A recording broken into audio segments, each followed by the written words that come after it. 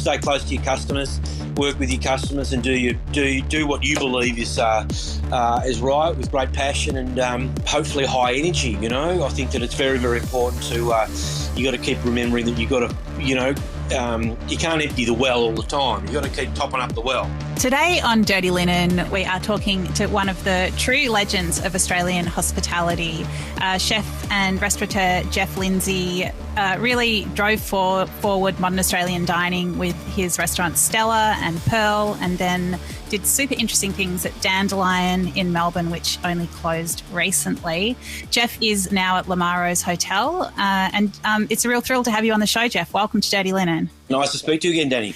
Yeah, really good to chat to you. I feel like, you know, in my career as a food writer, you've been, you know, someone that's always been there doing interesting things. I've always wanted to know what you're up to and what you're doing next.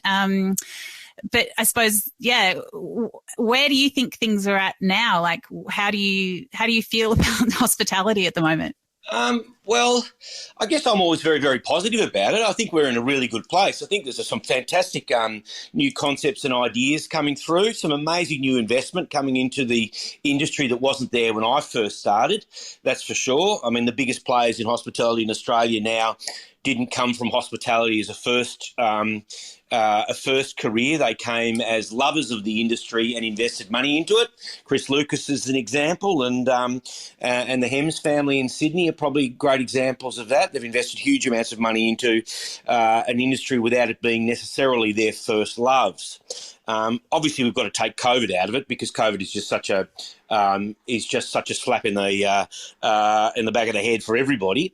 But I still feel very, very confident about it. And specifically with Melbourne, I think Melbourne's always been in a position where it's been considered all around the world as being the culinary capital of Australia. And I don't think that's really changed. I think that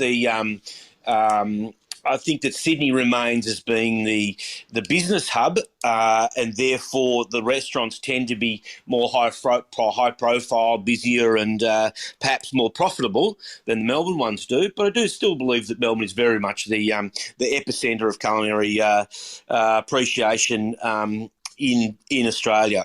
So I still feel very confident. I think we'll bounce back pretty well. The correction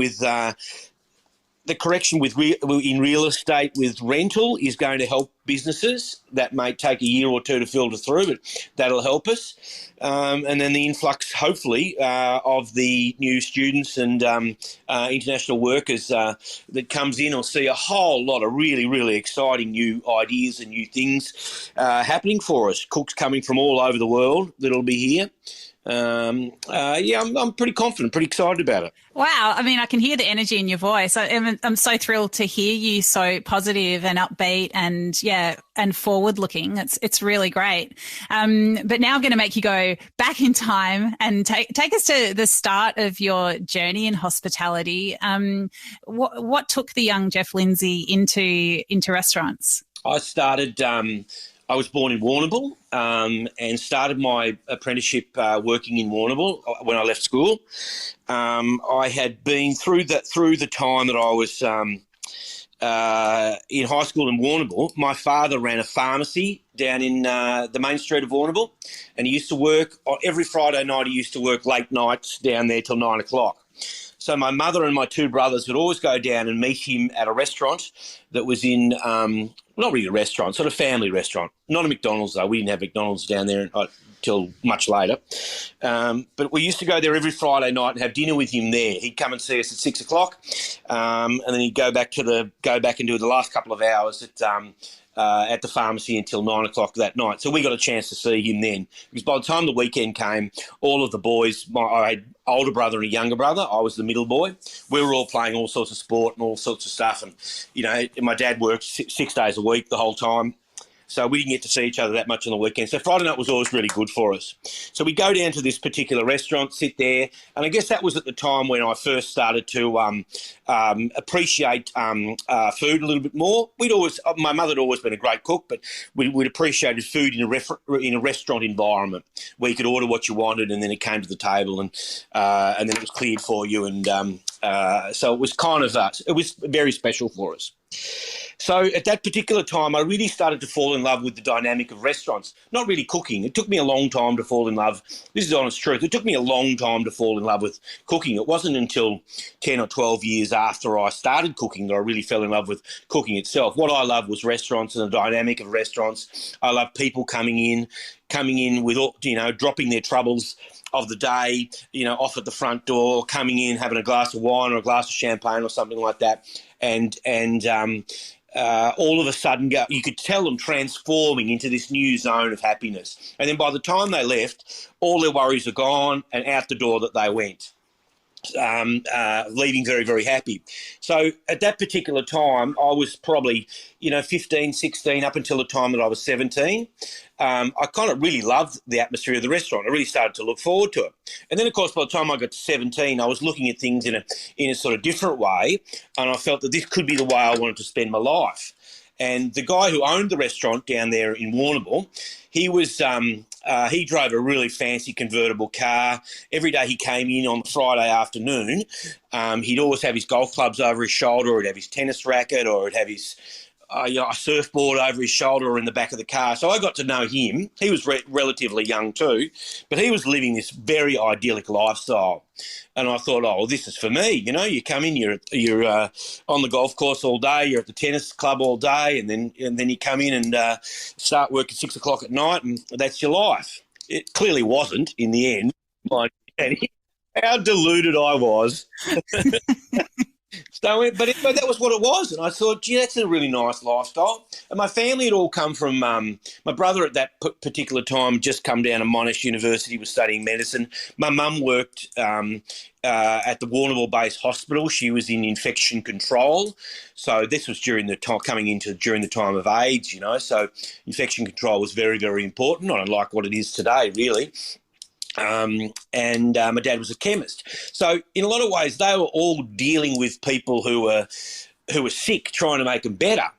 And I was dealing with people we were selling good times, in the restaurant environment. In those days, anyway, it became a little bit more serious after that. But in those days, basically, it was just drop your troubles at the door, grab a beer, grab a wine, and off you went. So we were selling good times, and I thought that was a really nice thing to be doing, rather than dealing with sick people all the time like the rest of my family were doing. I thought, I'm going to deal with these guys having fun. So you stepped into a role at this restaurant? I did. That's exactly what happened. So it got to a point where I no longer wanted to sort of sit and wait for Dad on a Friday night and fight with my brothers and, my poor mum trying to placate the boys. So I went and started working in the kitchen. Like every restaurant in the world, everybody's short-staffed. So they grabbed me as a warm body and I started to work. So I was working there then every Friday night when my dad came in, which I really loved. And then that led to when I finished school, I went and started an apprenticeship there. And that must have been in about 81 or 82, I think. Yeah, in about 81 might have been, the end of 81, either 81 or 82, I can't really remember. Both Carlton Premiership years, so yeah, great years. Oh, well, they were golden years then, yeah. So then I started my apprenticeship there and I worked in Warrnambool for the fullness of my apprenticeship. I worked for a beautiful woman down there who still remains a great friend. She's in her 80s now. I was apprenticed to her. In fact, I was apprenticed to her. Then her daughter was apprenticed to me sometime later at Stella. So there's a real closeness and a real synchronicity with the two families there. What's her name? That's so beautiful. Wendy Robb, and Vanessa Robb is her daughter. I love it. Yeah. So there was something really special for me about working with Wendy down there as a female chef.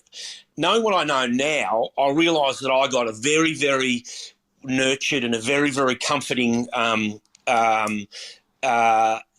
my lessons were taught in a very nurturing and very comforting way. When I arrived in Melbourne, I realised it was much more brutal than what I had experienced, and sometimes much more frightening. So I was always very thankful of those years where as an apprentice, it was really gentle and really easy going. That was also part of being in the country, I think, as well. And then we weren't necessarily cooking the world's greatest food down there, but we were using the world's greatest produce. I've got to tell you, I can still remember to this day the lobsters we used to get in, the abalone we used to get in, the beautiful lamb that used to come down, the local cheeses that were made down there at Timboon. There was just so much really beautiful stuff. So I was always handling really, really good produce, doing it and presenting it in a really, really simple way. And then the Robs, Wendy and her husband Ian, they used to always be coming down to Melbourne. They'd come down every 2 weeks and then they'd fill their boot full of interesting things. You know, they'd go to the Vic Market, they'd go to a number of different wholesalers. They'd bring whole wheels of parmesan down in the back of the car. So it was really something very, very special at that particular time.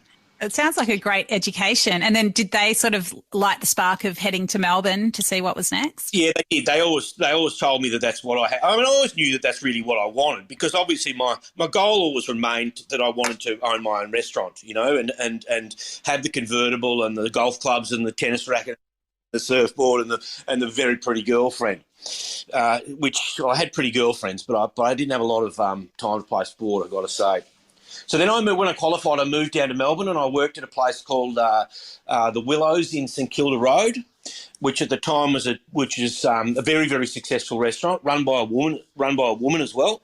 So I went to work there and I met my first wife there, which was fantastic, unbelievable. And I also worked with another young chef there who has become somebody that I worked with, and he actually facilitated 15 years later, nearly 20 years later, he facilitated me going to work in Hong Kong and set up a restaurant in Hong Kong as well, and we did that in partnership over there. So I met some really good people there at that time. Then my wife at the time went to work at my girlfriend at the time, who became my wife, my first ex-wife, she went to work at Stephanie's in Hawthorn. And I was always in awe of what they were doing there, in absolute awe. At that time, Stephanie's was the best restaurant in Australia, along with Gai Bilson running the Barara Waters Inn. Interesting, again, 2 females vying for the best restaurant in Australia. Stephanie and Gai, one would win it 1 year, one would win it the next year, one would win it. So over a course of a 5-year period of time, they were the 2 best restaurants, both run by women. So I went to work. So she went to work with Stephanie Alexander, and I was a little bit jealous of that. So I then went to work at a restaurant called Petit Choux in High Street in Armidale, which was a 3 chefs hat BYO restaurant. Now, I learnt so many wonderful things in that restaurant, certainly about the presentation of food and about being able to style things in a different, very specific manner to the customer base. Instead of the customer base coming to experience something like they would, the Willows was a very French-orientated restaurant, so people went to it and expected French food and went and got French food. So you had to mould it like it would be for French food. But when I went to work at this place called Petit Choux, it was very artistic and incredible looking food. And then it was a BYO restaurant. Now, BYO restaurants we don't really know that much about, but in those days they were the creative hubs. They were the place where the younger chefs were opening businesses, because they couldn't afford to open a restaurant that was a fully licensed premises at that point in time. And then people would bring, and Melbourne people loved them. They absolutely loved them. There was Petit Choux, and there was another place called Tansy's in Nicholson Street. Both fabulous restaurants, and they were the most creative places, believe it or not. They were generally those fixed price sort of menus, the beginning of that degustation sort of thing.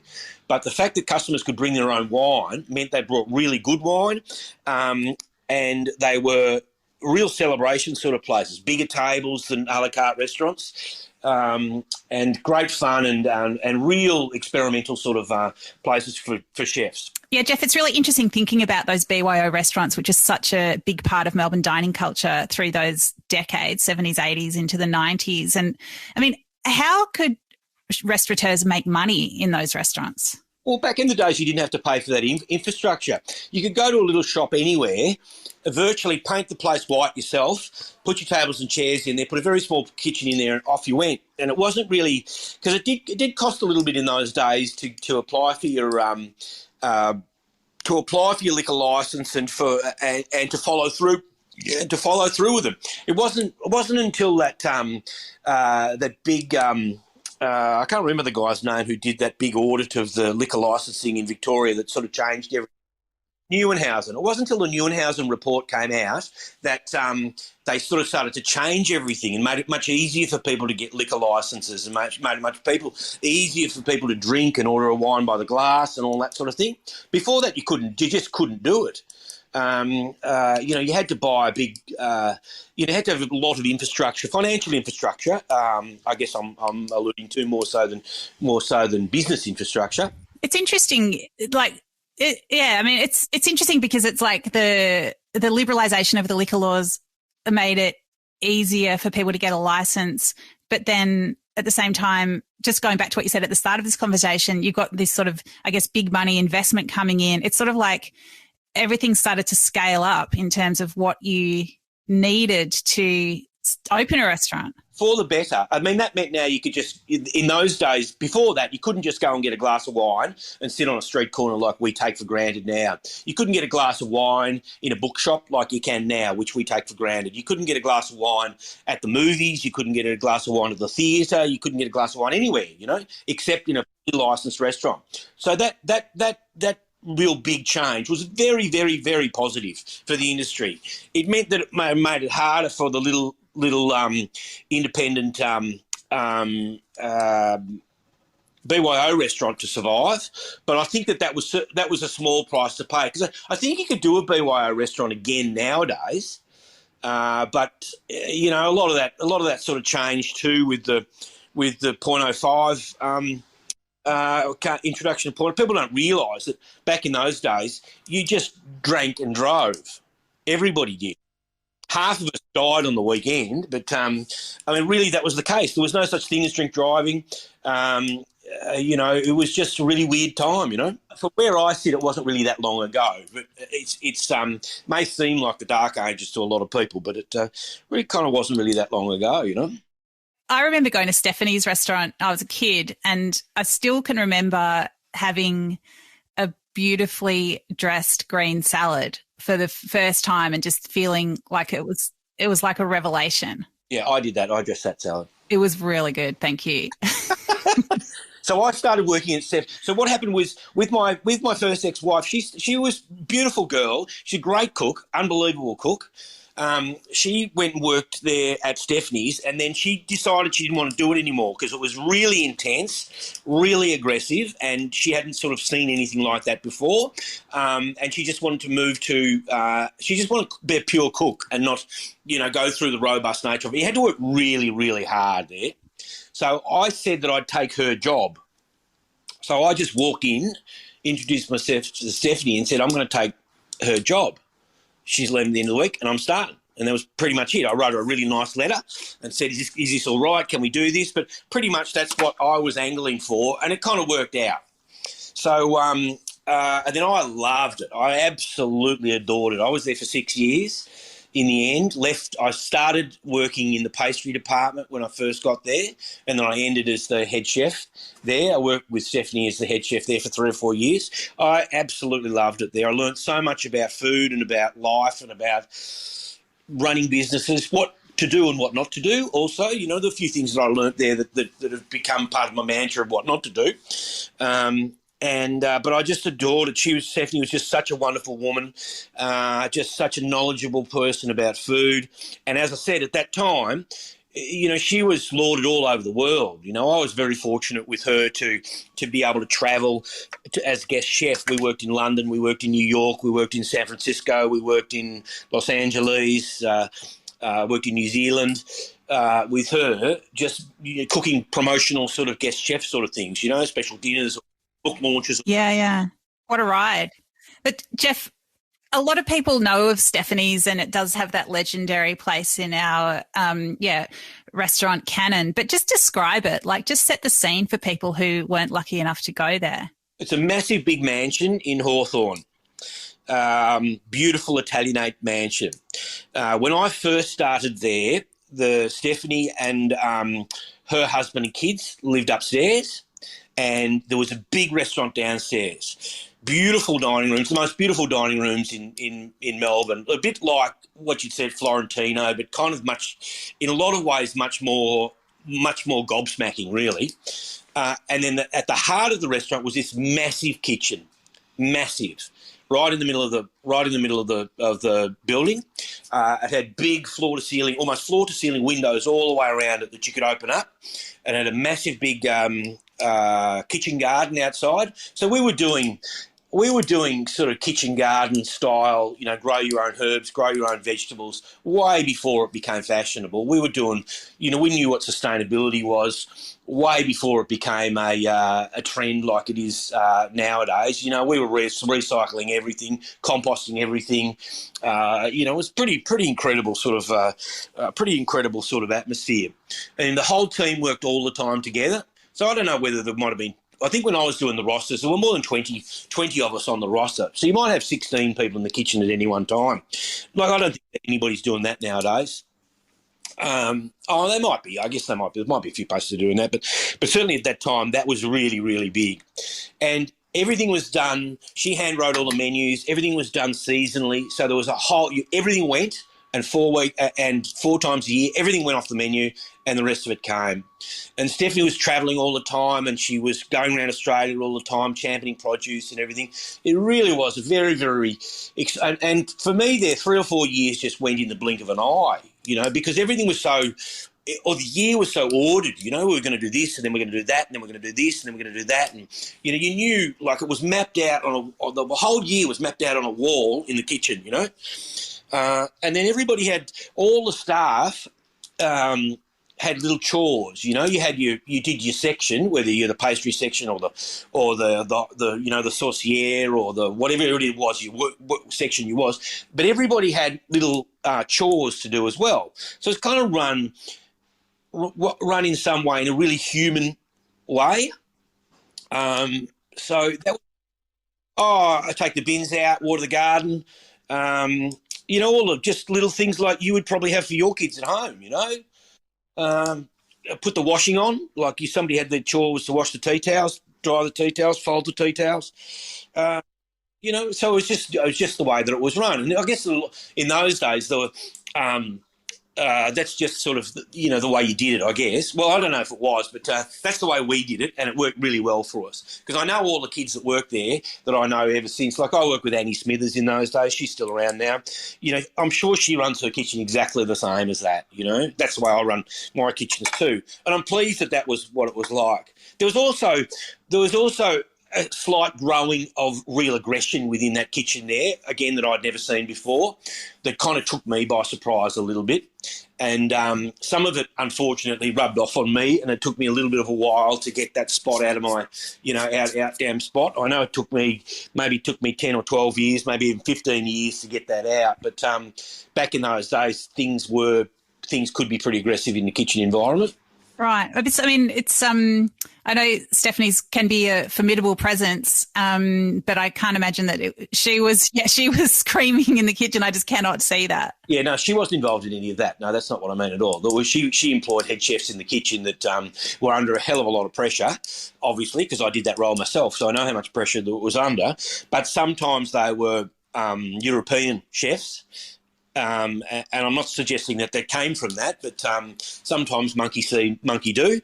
But there was one particular guy there who was pretty frightening for everybody. Wow, it's interesting, when you describe this really quite family style ethic that's sort of underpinning the way that restaurant ran. But even so, you can have some poisonous culture that comes into that. Yeah, I don't know whether necessarily poisonous is the right word, but certainly aggressive, and certainly perhaps there needed to be a father figure. I mean, I know that that's the wrong thing to say as well, because you shouldn't equate being a father with being aggressive, or aggressiveness with being a father. But maybe there was that dynamic, because the restaurant was run by two women, Duro Dara there, who had a very strong influence on the place and ran the front of house there. She was the head of the Restaurant and Caterers Association, or involved in the Restaurant and Caterers Association for a long time. She was there too, but no, I just think it's. I don't know what it is. What that dynamic, how that dynamic originated, because I wasn't there when that guy first got there. He left and I took over his job, and he certainly wasn't aggressive to me in the end, but he was a little bit to begin with. Mm.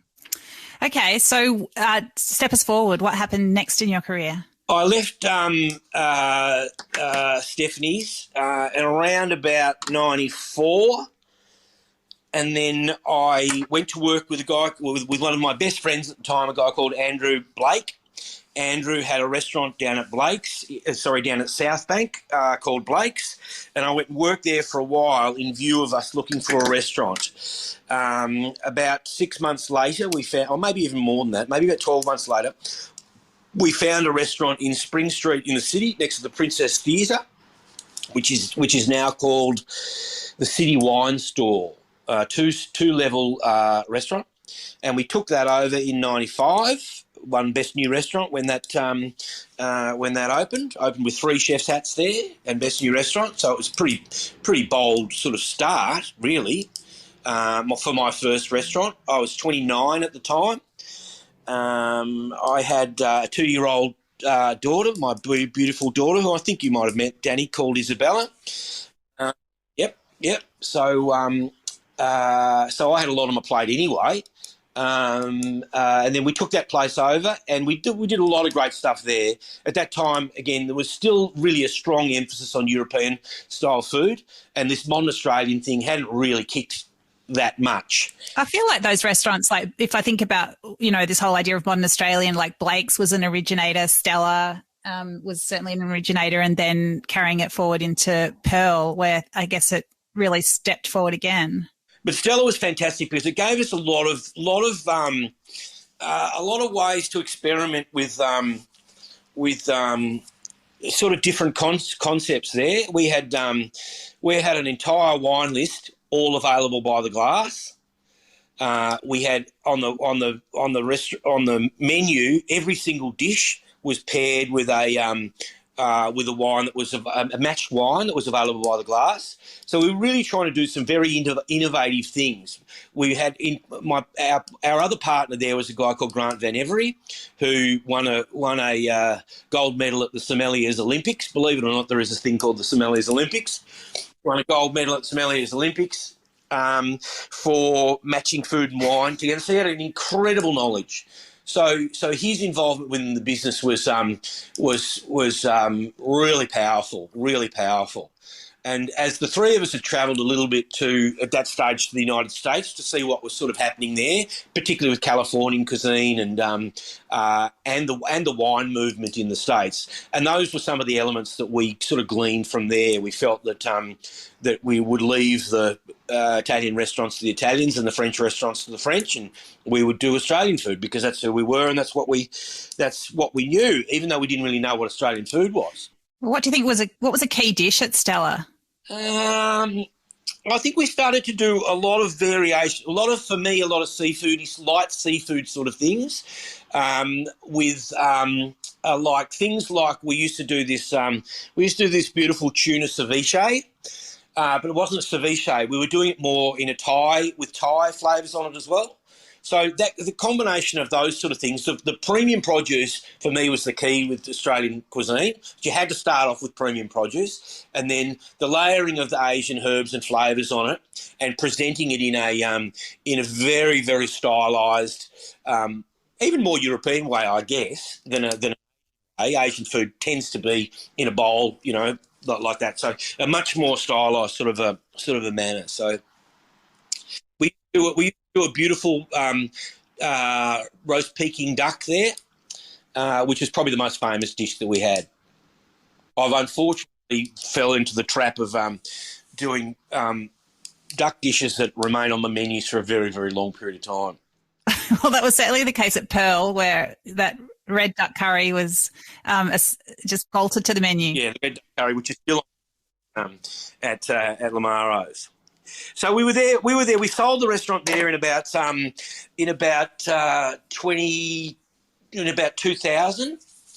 and it was bought by. Don't know who the name of the guy was, but Ian Curley was the chef, and he moved in as the chef there, and he stayed in that zone for a long, long time. After that, he became partners with Con Christopoulos and all that sort of stuff. But so we felt we were handing the restaurant over into good hands, which we were, and they're still there to this day. So amazing. And then, so Pearl was the next step. Pearl was the next step. So in 2000, we took over an existing restaurant there. We opened in. I think we might have taken it over in 2000 and opened in 2000, at the very beginnings of 2001 there. Won Best New Restaurant for that as well. I've won Best New Restaurant 3 times. And we opened up there. Now, that was really exciting. That was the first time I've been involved in a purpose-built restaurant, built all around my own style and the style of my business partner, a guy called Andrew Gunn there. Andrew was one of our best customers at Stella, and had done his apprenticeship as a chef as a younger man, and then gone into the family business, which was a printing business, but had always had this passion for food. Was a very good cook, obviously, but never wanted to do it as a professional anymore. You know, he was on a good wicket with the printing business. He did a great job with that business too. So we agreed to pair together whenever an opportunity came up, and we felt that Richmond site was perfect for us. There was no other restaurants in the street at the time. There's a million now, but there's no other restaurants in the street at the time. But it was the home for the fashion and design precinct of Melbourne. A lot of the big commercial fashion houses like Country Road and Sports Craft, Sports Girl, all those sort of big companies were housed in that little Cremorne block there, and that strip was dotted with all of the different design specifiers and big shops for furniture and bathrooms and all that sort of stuff. So it had a real sort of a feel that we felt were going to be great companion businesses to us.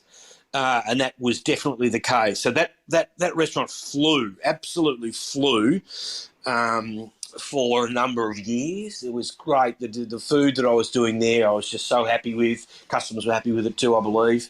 The chefs that I worked with there were just terrific. Adam Silver worked with me in the kitchen there, and Nick Holloway from up at Nunu in Queensland worked with me there. Well, so many great chefs worked with me there.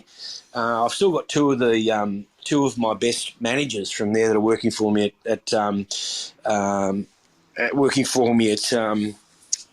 Lamaro's now, which is 22 years later. Wow, that's a pretty good testament. Yeah, it was such an exciting restaurant. What's a dish that you remember from that time that you were really proud of, or that people just could, apart from the duck, that people couldn't get enough of? We used to do this beautiful dish with pearl meat. Pearl meat is a byproduct of the pearl, of the oyster that the pearls grow inside. So we used to get it from a company called Pass Paley, which have a pearl company in Broome in WA. And it was just the most luxurious meat you've ever seen in your life. We had to slice it really finely. We wok fried it with some chive buds, some ginger, and some shiitake mushrooms, and then a little bit of touch of soy and a slight caramelisation of sugar around the outside of the wok to glaze the whole thing up, and then it got served inside a mother of pearl shell. It was a really elegant, sort of big celebration, sort of a dish, and something that people really came back for a lot. But there are a number of dishes that we had there. It was a real golden period, sort of, for me, as far as not necessarily as far as my personal happiness was concerned, but certainly as far as the kind of creative food that I was doing. It was amazing. It was, I remember that pearl meat dish. It was the first time I'd eaten pearl meat, and it was super exciting. And it was just at that time it just felt like a very different restaurant at that as you say, purpose-built site just on Church Street, where Baby is now, just near the river. In those days, we were the first to be sort of starting to name all of the suppliers that we used, give the suppliers a profile. So we had a little list at the end of the glossary at the end of the menu that told you where we bought our chicken, where we bought our duck, where we bought all those sort of things. So we were sort of really red hot on trying to promote. That was something that came from Stephanie's. That was really sort of starting to promote that. And then the young chefs as well there. That's when there was a real when it was cool to be a chef, I guess, in those days. And I won Chef of the Year in 2005 there, which was really just an incredible. I felt like a really incredible achievement, and I'd worked so hard for it for such a long time, and I really enjoyed it. At the time, I celebrated pretty hard, I've got to say. The boys that I was working and girls that I was working with there were just fantastic, and we that core team stayed together for 3 or 4 years, and they were the guys that were in the kitchen, Nick Holloway, Adam De Silva, those guys that were in the kitchen. They were doing as much of the menu design as I was at the time. You know, it was fantastic collaboration, really great fun, and those guys were just really special. It was a really special time. It just sounds pretty thrilling and sort of heady. But yeah, you alluded to the fact that things behind the scenes perhaps weren't as rosy. Like, how do you sort of balance that really fast-paced success and creativity with, just staying on an even keel? I still don't know the answer to that. I'll tell you when I work it out.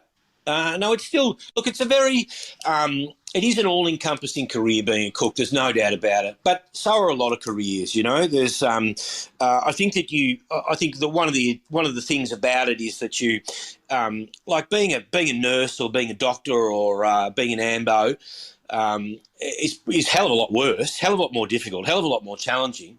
But I think with the restaurant in the restaurant environment, one of the things that is special about that is that you've got a whole dining room full of people who've been drinking for 3 or 4 hours.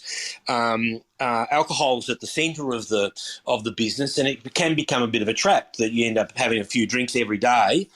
And that doesn't help your stress levels, you know. It actually makes you a lot worse. So I guess that's part of it. And then with at that time, that was also the beginning of open kitchens. The first, let me work it out. I don't know, for the first 10 or 15 years of my career, I was working in closed kitchens, you know. You were in the back of the building, underneath the stairs or something like that, you know. And then by the time we got to Pearl, we had an open kitchen there, or semi-open kitchen there, and then moving forward, it became all open kitchens. So there was you were well aware of what people were doing out in the dining room. The dining room was coming into the kitchen saying hello to you. People forever at Pearl, we had to build part of the kitchen at Pearl for people to come in and say hello. You know, like chef's table sort of thing, but it was a little zone where people could come and stand up and talk to you in the kitchen, because just people wanted to do it all the time, you know. The fascination for cooking and the fascination for restaurants and all that sort of stuff was really reached its zenith there, just before TV cooking came on. Well, not necessarily TV cooking came on, but all the game shows came on at that point in time, you know. Yeah, so interesting to think about all those different strands and the impact that scrutiny has on you as a cook and as a person. Yeah. But it was very social, you know. That's the thing. You got to learn not to burn the candles at both ends. You know, I still do that a little bit every now and again, but my body's built for it now. But you know, I'd certainly be I would certainly be advising any young people to you know, to steer clear of the bar. Do as I say. Pretty hard when you run a pub. Yeah, interesting one, Geoff. So let's we could talk for hours, but let's just touch on Dandelion. Okay, so when we finished, we sold. By the time we got to the end of Pearl was then a multi-headed beast. We owned a little cafe called Pearl Cafe just down the road in Church Street in Richmond, and we also owned a catering company. We used to do all the catering for Gold Class Cinemas there, plus we used to do a lot of the preparation for the food for the cafe out of the catering company. Chris Lucas bought that business from us in about 2010 or 2011. And he could see something in that structure of having an off-site kitchen that we couldn't see. I'm too dumb to be able to work out some of those sort of things. So he took over the business, turned Pearl into Baby, turned Pearl Cafe into Kong, and then utilised the commercial kitchen to then for his big plan, which is a super smart thing to do, which was to set up Chin Chin and do a lot of the food production out of that. So he certainly saw something in that I couldn't see. Plus, I really wasn't interested in doing businesses at that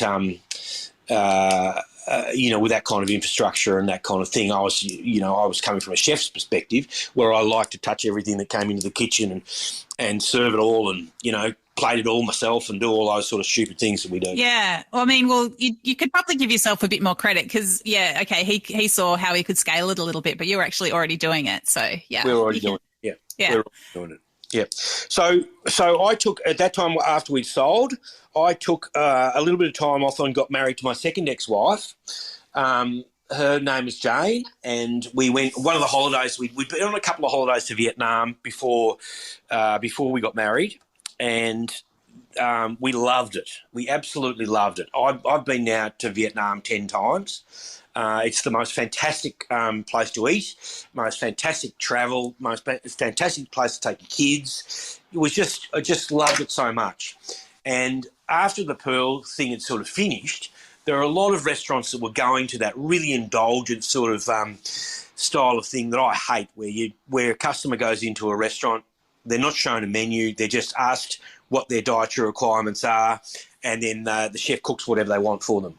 I hate that stuff, I like a much more engaged, customer chef sort of situation, and don't like not knowing what I'm going to eat, and don't like not having choice, and just expecting to sit there and eat 14 courses of things, So I didn't want to do any of that, and I was a bit disillusioned, I guess, with what all these top chefs were doing and what it meant to be a three-hat restaurant. Three-hat restaurant meant you had to eat ants and things like that. It just had to be, I'm not sure if that's in the rule book, but yeah. No, I know, but there was a couple of restaurants out there that are feeding you ants. Now, you shouldn't eat ants. I get it that maybe one day eating ants and the protein that's available in them might be really good, but at least as a chef, do something with the ant.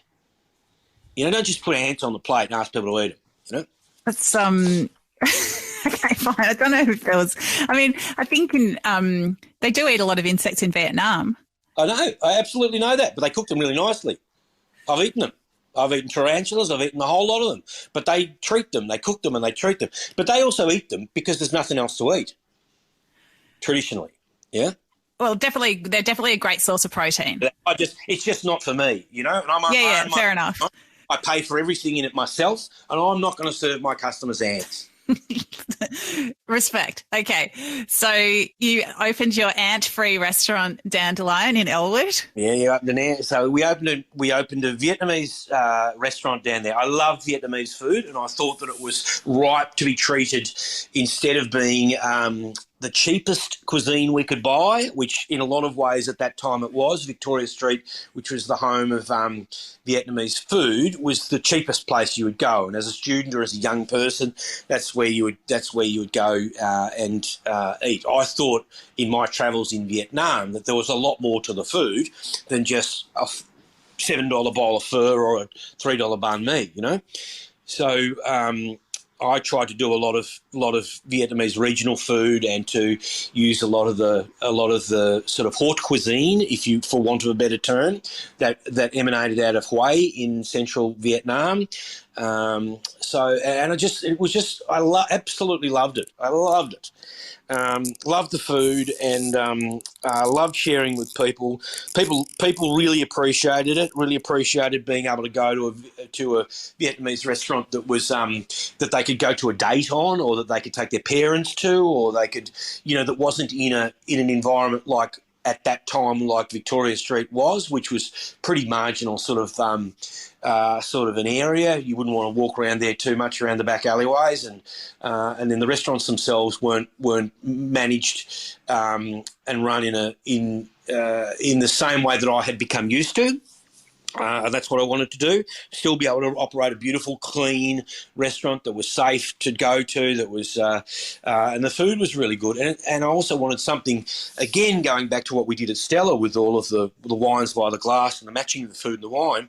There, I really wanted to have an environment where you could drink wine with Asian food, and at that time, Vietnamese food to me was the most appropriate cuisine to drink beautiful wine with.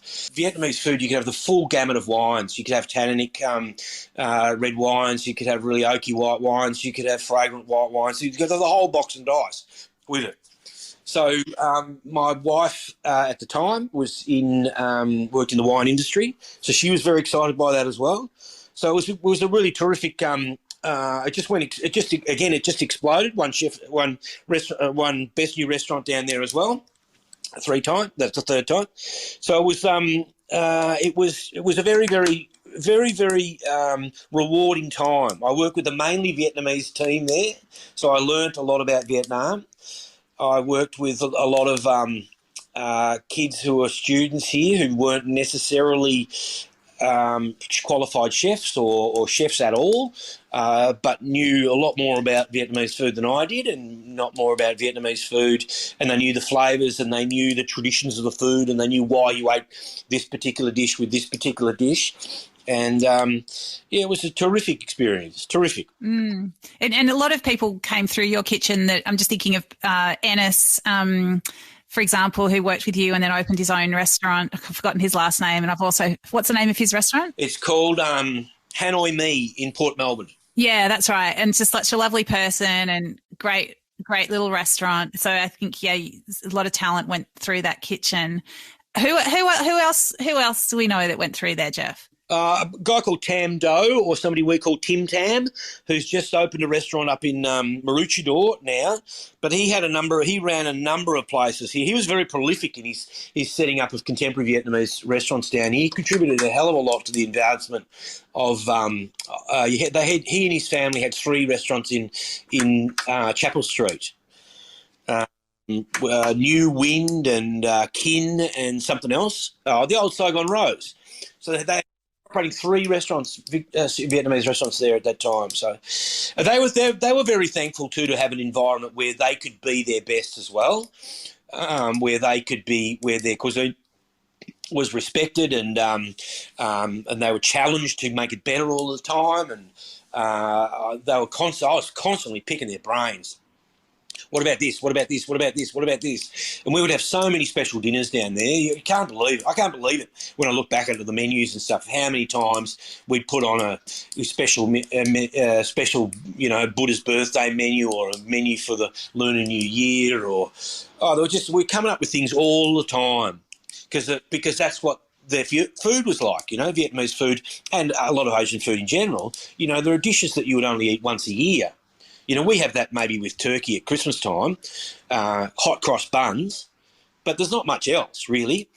So there's just so many things. Oh, we have this on this particular day of the year. Let's talk about it. Let's try and do it. There's so many things. There were so many things. It was just fantastic at that time. And so, Geoff, you closed the restaurant during the pandemic. Was it related to that? We'd also, at that time, my wife and I moved to Bali. So we were living in Bali there, and we adopted a little boy in Bali. So it was becoming more and more difficult to operate the business at that time. Then we moved back to Australia with our son, and then my wife and I tragically broke up. And so once we sold the restaurant last year as the divorce was coming through, so it was just a victim of a victim of the heartbreak of divorce. Really, it needed to happen. We needed to separate. We had separated. We had divorced. We needed to have a settlement, family settlement. So it was very, very sad. Oh, I'm sorry to hear that. It's there's always so much going on in people's lives beyond their businesses. Hey. Yeah, that's right. But we set up 2 restaurants in Bali, both of them Vietnamese, the same DNA as what Dandelion was. So we were able to continue that sort of thing on over there and advance things. It's a little bit more difficult to do over there because the access to. Melbourne has such a history with Vietnamese people and with Vietnamese food and all that sort of stuff. It was very easy. It was just like low hanging fruit for me when we first started down there in Elwood, but it was much more difficult in Bali because we couldn't get the produce and we couldn't get. We had people down at Dandelion. This is with beautiful Ennis. Ennis had these airline hostesses that he knew from Hanoi from Ho Chi Minh that were bringing in this special rice paper for us. And so twice a week we get the delivery of rice paper that he just got these air hostesses, Vietnamese air hostesses, to bring in. It was just fascinating sort of stuff, absolutely fascinating. Special sugar that we used to get, this yellow sugar that we used to get from Hoi An, and and they would just bring in, just like you and I would bring food home from food back, with illegal stuff that was legal, food that we would bring back. It was just great, very good. Love it. Well, Geoff, we're about to break a world record for the longest podcast I've ever done, but so another 10 years ago. We'll wrap it up, but just as we wrap it up, just give us some. I don't know, like a lot of people are doing it really tough at the moment. What sort of mindset can you share with people to, move forward with positivity into the rest of 2022? Don't look at the government to solve any problems for you. That's for sure. So stop watching the TV at 11 o'clock every day to see what the politicians have got to say. Just stay close to your customers, work with your customers, and do what you believe is right with great passion and hopefully high energy. I think that it's very, very important to you got to keep remembering that you got to you can't empty the well all the time. You got to keep topping up the well. So for me, topping up the well is usually travelling and what have you. And I know it's hard to travel now, but I snuck over to New York for 2 weeks at Christmas and New Year, and that was really just because I couldn't stand the bickering between our politicians and the petty sort of stuff that was going on. When we can't really do anything about this pandemic until it's over, we just got to wait it out. And I don't know if that's a nugget of information for anybody, but I think it's the politicians aren't going to save us.